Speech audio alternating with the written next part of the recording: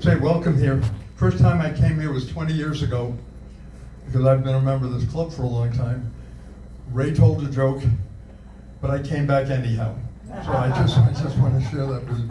I'm a lifelong Republican, and what's that? That's what he said. I'm a lifelong Republican, and I'm not embarrassed to say that.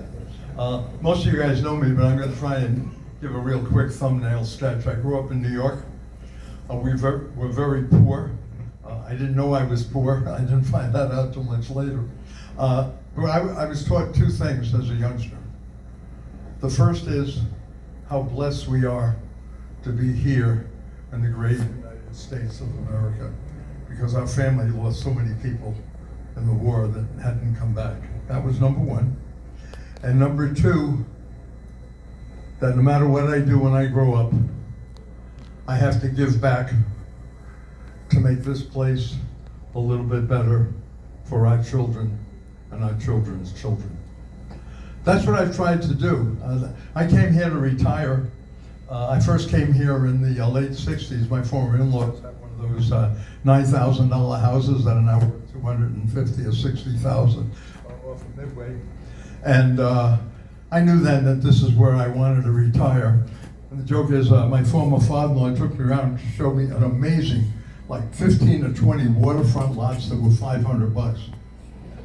And some people, why didn't you buy one? Who had $500 in 1969? I didn't. I was going paycheck to paycheck with two little kids. But you know, I knew this is where I wanted to end up. My dad was living with me. My mom was in Sarasota. She had been there for a number of years, and when Dad passed, I knew I wanted to be down here close to my mom. And I thought I was coming here to retire. I got involved in the Homeless Coalition. I got involved in the YMCA. I got very involved in my church youth group and stuff like that. And then somehow people found out that I had had a little bit of background in government and politics, and they got me to run the McCain campaign. That was sort of interesting, running the McCain campaign. The other thing I can tell you is we got into it. We ended up getting 250 or 300 volunteers out there. Most people here don't remember it, but Charlotte County, Florida, got the best county results of any county in the United States for John McCain. And I lost touch of those people because I never thought of running for office. It was the furthest thing from my mind. And a couple of years later, people started coming to me and say, hey, you ought to run, you ought to run. And they sort of talked me into doing it. I had never even been to a commission meeting, so when I said yes, I started going. And for about 7 or 8 months, I went to commission meetings, not missing too many of them. I think the way I look at government and the way I look at my responsibility, I don't make any promises. When I first ran for office, you know, people run for office, they're going to promise to cut your taxes, they're going to promise to put 2 or 3 chickens in every pot, they're going to promise this and that.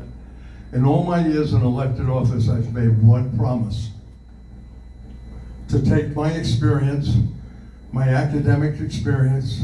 I have 2+ earned graduate degrees. I was in a doctorate program at Brown. I couldn't afford it, finishing it, you'll laugh, and I'll tell you later on how much a credit it was then, because it's 10, 20 times higher now. But I went beyond my 2 master's degrees and got a whole bunch of credits, so I have a pretty good academic background for a kid who should have been a high school dropout. And the best thing I ever did, the best single thing I ever did in my life was enlist in the military, because it gave me a work ethic that I've carried through my entire life. And the one promise that I've made when I run for public office, I will take my unmatched experiential background in and out of government, running a business, doing the things in the community I've done. I'll take my academic background, which I don't think any of my opponents came close to matching, and I will work hard to do the best I can to represent the people of Charlotte County, because that's what it's about. I've taken upon this job to do it as a full-time job. Sometimes it's lonely and quiet. I got in the office, I had a breakfast curmudgeon meeting yesterday. I got in the office right after that meeting actually I'm thinking on last Friday was sort of interesting because no one at all was on the 5th floor. We have 5 assistants, 5 commissioners. I was the only one there. And because of security, when I had people coming in for appointments, I had to go downstairs, get them and bring them back upstairs. I treat the job as a full-time job because I believe that's what it is. And I don't know how to do anything halfway. So I don't say that I'm gonna promise to cut your taxes. That's easy to do. If any of you were at the budget meeting last year, I made the motion to take $10 million out of your taxes. I didn't get a second. 3 of my colleagues said things like, well, that's a good idea, but it's a little late now. And, yeah, we could look at that. Some of those things work. Well, maybe we could do that, but we didn't even bring it up for a vote. I voted against the increase in the water bill. I felt it was not needed. It was wrong. So the thing that what I'm trying to make and the point I'm trying to say is, I don't promise to do stuff other than to listen to people, to try and hear what you have to say, and to do my best to represent you, because I'm not there to serve me, I'm there to serve the people of Charlotte County. I have an unmatched record on the Charlotte County Commission. I don't believe anyone has ever served on the commission and never missed a meeting or never missed a vote. I have a doctor that won't talk to me because I left the hospital 10 days early to come to a commission meeting one day. And he won't even return my phone calls anymore, and he told me that. He said I was nuts. Well, that's another issue. But, and I feel that it's important to be there for the community and for the public. To the best of my knowledge, I have never ever refused to meet with anyone. And it's a funny story about that, and I've got a couple minutes, so I'll just tell you that. I sort of was involved in leading the battle in Charlotte County to go from septic to sewers. And there were some people in the county that didn't want them. One of them was on the airport authority. The other's last name was Susan and Stanley Hutt. And there was a fellow named Andrew Check, who throughout the election consistently went after me. 2 of those people have volunteered to work on my campaign this year, and they are hooked up to the sewers. I believe, and I teased Tim Ritchie about this, because Tim Ritchie is passionate about our environment. I showed him one of my brochures when I first ran for office, and I said we had got to protect the Peace River. It's the most precious natural resource that we have in Charlotte County. So I said, maybe you're not really the water czar, because I mentioned it long before that. But I've never refused to meet with anyone. I'm in my office every day. I believe I return my phone calls sooner or later, or my emails and everything, because the job is to represent you folks, the people in the community. I'm proud of my record. I'm proud of my accessibility. And if re-elected, it is my plan to continue to do that and serve you folks to the best of my ability.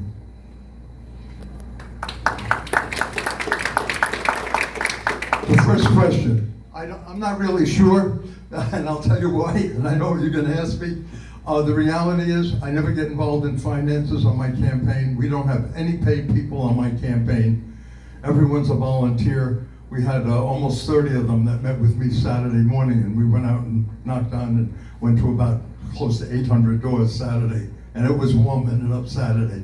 But you know, in reality, they may have been some. I don't get involved in the money. I don't write the checks. I have everyone deal with my treasurer. My guess is there's a few. The reality is, I don't expect the developers.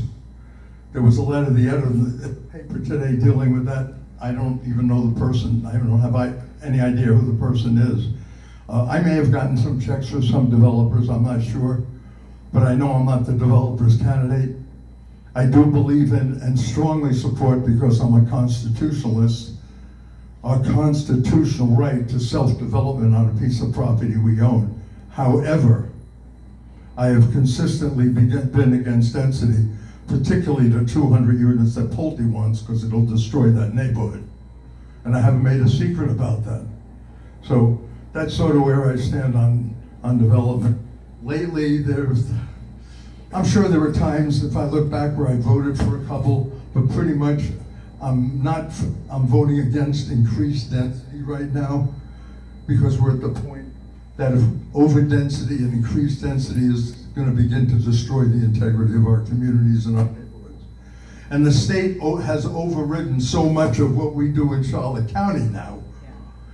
It's limiting our ability, and I can't understand our state legislature. We'll talk about that another time in another meeting. But they override our zoning ordinance. They've taken control over our zoning ordinance. John mentioned impact fees, and he's right about it, but guess what? The state set a limit on impact fees. We're not free to charge the fees that we want to charge for impact fees. You know, and the state came in, and what they've done with zoning is sort of scary. They can come into a residential neighborhood and build a multifamily house now, right next to us. I had a gentleman in my office a week ago, last Monday, almost in tears. He's in a residential piece of property about 4 blocks north of Toledo Blade and then several blocks to the east. He's got a house that's 2 or 3 years old, 3 years old. I think it's on 3/4 of an acre. He had a neighbor come in and build a nice house adjacent to his. That neighbor built a 4-car garage next door with bays in it, put a lift in one of the garage stalls, is running an auto repair business, and legally, according to the state, it's, quote, considered a home business. Not in my mind. A home business is if you're an architect, or you're a realtor, or you may do taxes, or even do somebody's hair. It's not running an auto repair shop in a residential neighborhood, but the state says you can do it. And that's some of the frustrations that we get. And you find out there's a lot of things that you don't see and know about that we have to deal with, that really we lose some of the control on it because the state overrides us, which again constantly frustrates me. So I'm sure there's a couple developers there. There's not a lot. I only have a fraction of the money that my opponent has. You'll ask the question when she gets up to speak, I'm sure. So, other questions? Yes, ma'am. The young lady. Go ahead. I have 2. You only get one. One is about Charlotte County Fairgrounds with the noise ordinance. Westport knew what they were getting into when they bought there, and yes, it gets loud. I see both sides of it. What is your stance for it when the Charlotte Fairgrounds has the most revenue and the best turnout? It does not work at the stadium since they redid it for the race. Yeah, I've been involved with this for a couple of years actually, and I've got friends on both sides of that table, and we've had at least a half a dozen meetings in my office. And we had a gentleman in 2 weeks ago from the association there, and I was talking to the fairground people. He's back this week. Cam Massey, who runs it, was on vacation. I bring the big boy toy guy in there, and I think we've got some ideas on a type of tree that may help. What made it something to help, but I mean at the same now, time, let me tell you what they were buying when they got. Well, that's another story. We have the same. Inside the last month, I've had people complaining about the gun range and the noise there, yes, and the fairgrounds. The fairgrounds is pretty solid. They just don't want the fairgrounds. Yeah, the fairgrounds has been there a long time. The fairgrounds is going to stay there. They ain't going nowhere. So and I will tell you, the people that run the fairgrounds are trying to be very, very cooperative. And I've even met the gentleman. Well, you know who it is, the one that run the big concerts. Right, and he's met and he's tried to cooperate. His problem is, and I don't want to mention the groups that I know because none of you will probably remember them, but his problem is, in reality, he's dealing with a lot of prima donnas. The people that come in and entertain, and that $300,000 thing, they want space, they want this, they want that, they want catered meals, they want him to do a whole bunch of stuff, and then they want the stage in a certain direction. They want the decibels to be so high.